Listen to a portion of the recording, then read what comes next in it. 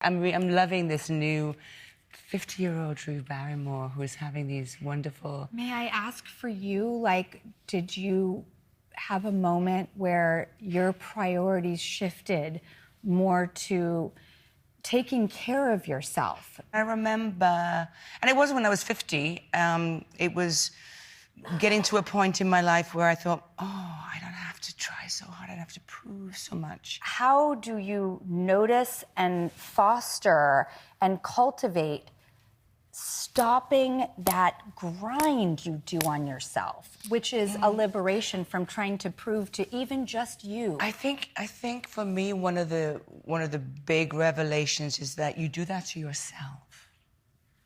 You can blame other people for instilling this or reacting to this. Sometimes you don't have to react.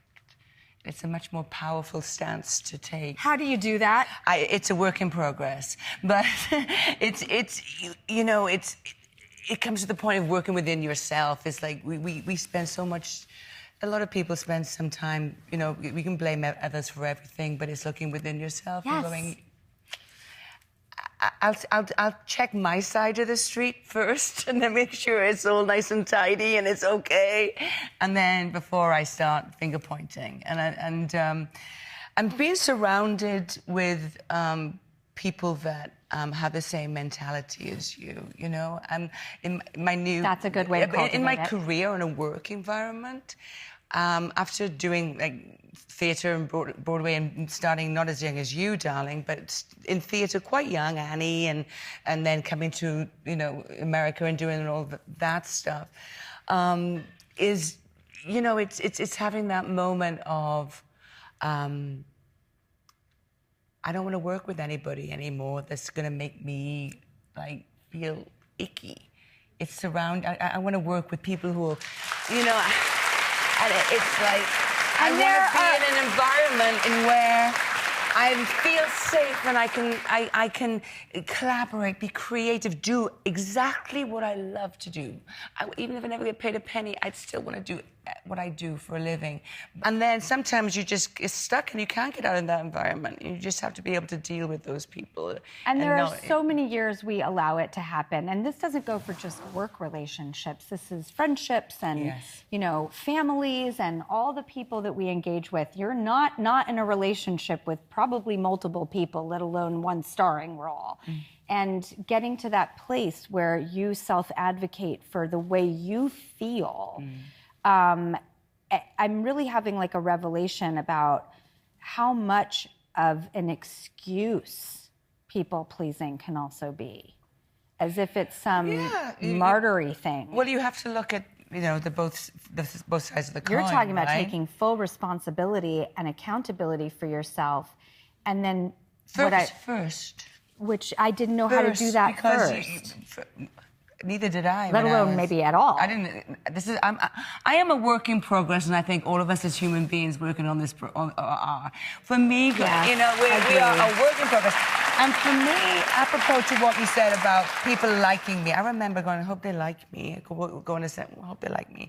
I spent more time about worrying about how people, like me. And then I realized, there's billions of people on this planet. Why me, Catherine Zeta-Jones, should assume that every one of them should love me?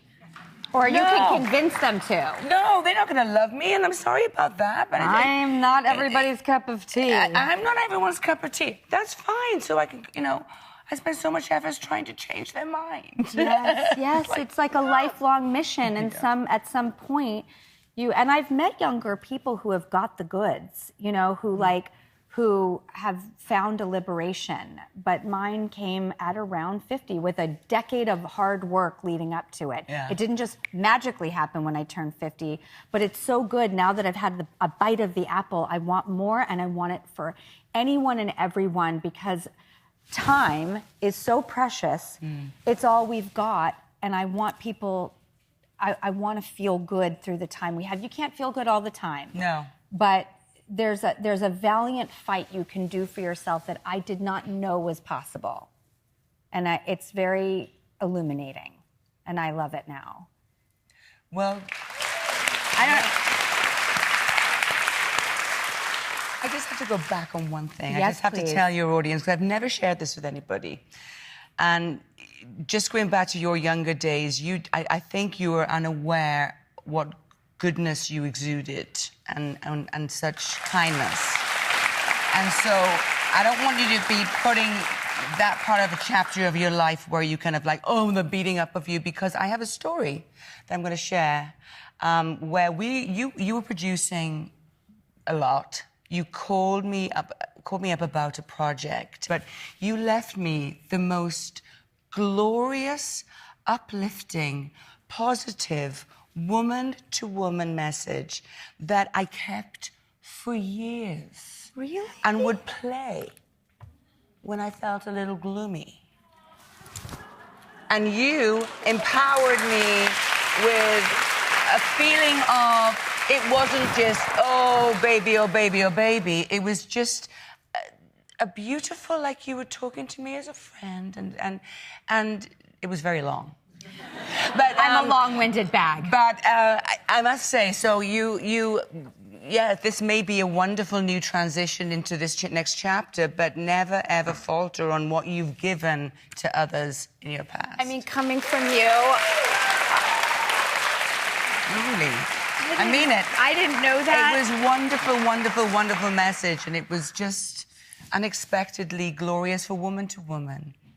So Catherine really touched our audience, and we want to read some of your comments. So, @Zora says, women uplifting women. Must-see show to watch when you're feeling deflated. Oh, yeah. Nice. I mean, some days I walk in here deflated. Oh, right? I still leave feeling my best. Totally. This place is very transformative, and it makes you present, and it definitely helps me a lot. Yeah. This is a safe space. Yeah, it's the audience.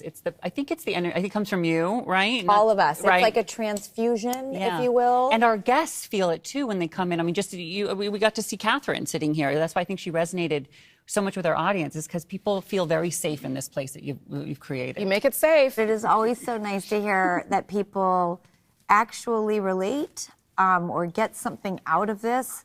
That's literally the entire point of why we come here every day, is simply for that, so that we can learn, but equally, if not more important, so you can feel something that you need to.